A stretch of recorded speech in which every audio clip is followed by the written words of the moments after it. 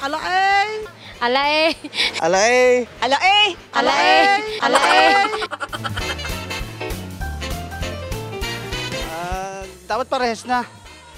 Para magagandang mga ng mga benefits ng mga nagtatrabaho.